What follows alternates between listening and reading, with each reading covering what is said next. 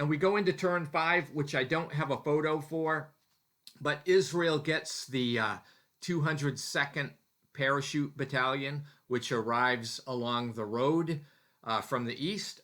And the Israelis continue during this turn with careful attacks. And Egypt also got some reinforcements and decided to bring them in out of necessity. And these reinforcements actually cost victory points to Israel. So it was a catch-22, but I felt as the Egyptian player I had to have these reinforcements.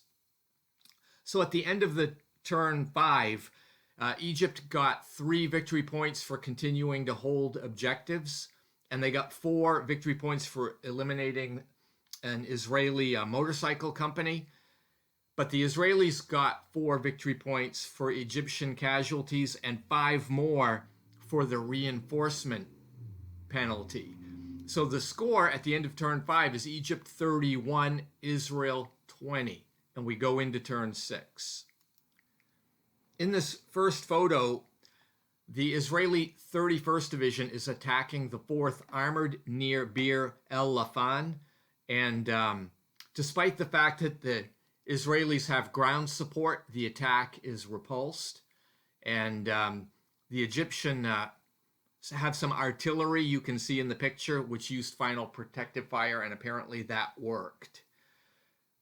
Then in the next photo, you see the city El Arish, and the Egyptian 7th Division has been completely dislodged by the Israeli 84th Division.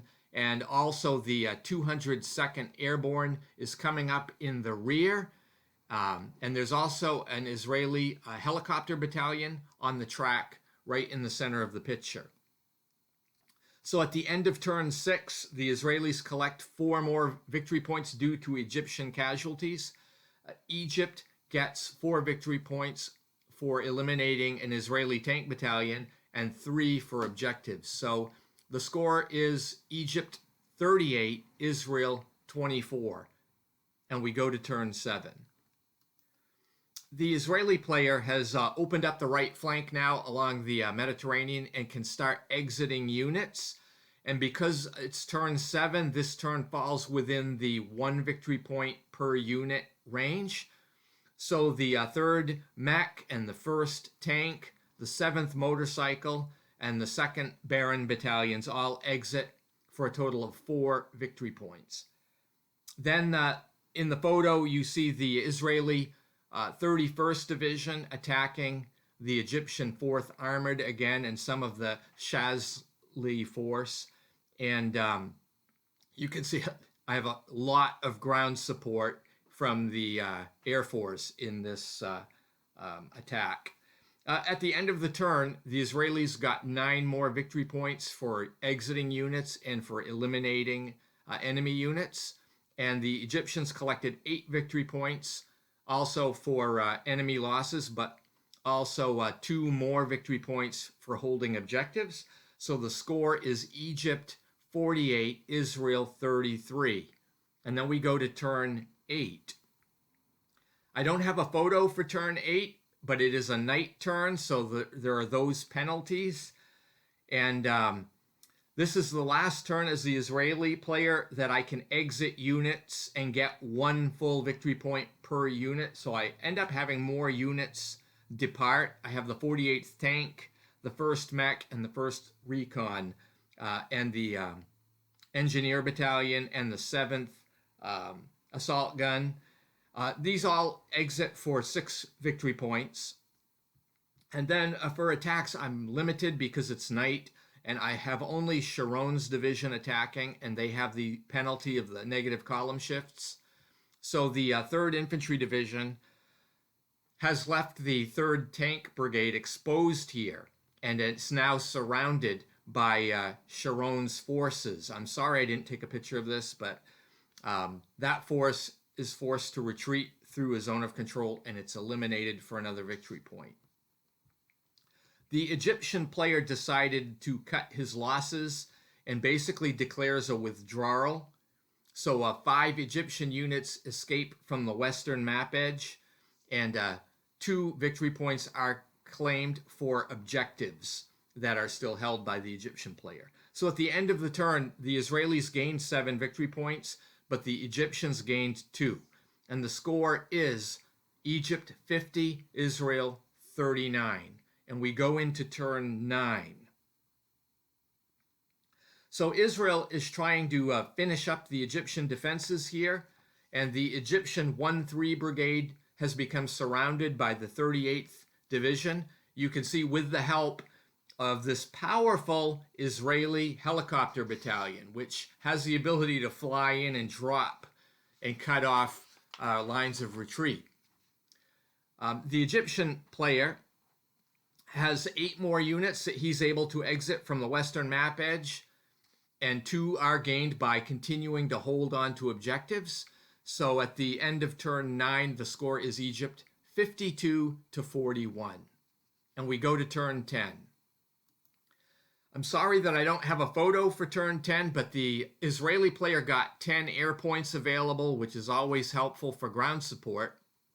Then I had the Tal division exit the map in the north near El Arish, joined by the 202nd Airborne Brigade. So in total, I had 16 units exit the map, and these are worth half a victory point this late in the game each. So I get 8 victory points.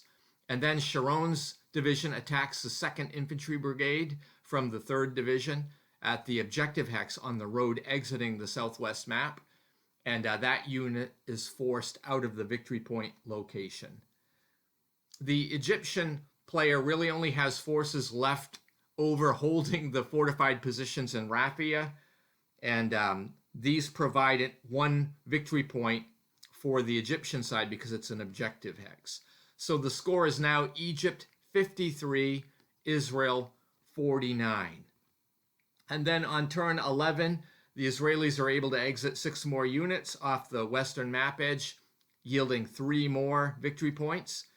The Egyptians get their last unit off the map, except the ones that are holding the Rafia objective. So at the end of the turn, the Israelis have 5 objective hexes, and the Egyptians have 1. And so the final tally actually shifts the victory points in favor of Israel to 57, but Egypt has 54. So this is only a +3 advantage, and that means the game ends in a draw. So it's quite a tight game, different objectives on both sides, but I think you get an idea. I'm surprised that Decision Games and Joe Miranda haven't done more with this system, but it is, as I said before, very reminiscent of the Cold War battles games, so maybe they have in that sense. But I thank you for watching, and I hope you have a great day. So just recapping what happened in the game, there were a few instances where Israel lost some victory points because of having to use the assault combat results table. And so that hurt them a little bit. And of course, to prevent that from happening more, I had to be a little bit more selective in how I ran the Israelis into trying to achieve these objectives, which also compounded the problem by allowing Egypt to collect victory points for staying lodged in a position longer. So really the only thing that I think really went the Israelis' way at all in this is that Egypt did have to pay to bring in one of their reinforcements. I think it was the 4th Infantry Division or the 4th Army. I forget which one it was, but they had to pay 4 victory points or something, or 5 victory points to bring that in, and they did. So that helped the Israelis out. So that's the biggest thing I think happened. And, getting that balance as the Israeli player in how quickly to push and where to push and what units to risk and when, I think that's part of the thing. Although most of the time I tried to use the mobile combat results table and get surrounds or cutting units off. So anyway, I think the system's fairly good, I mean, it's not a complicated game, it's not overly insightful, but I enjoyed playing both of these, Suez 56 and El Arish 67. Anyway, thank you for watching, and if you've played either of these games, please comment in the video comments below. Have a great day.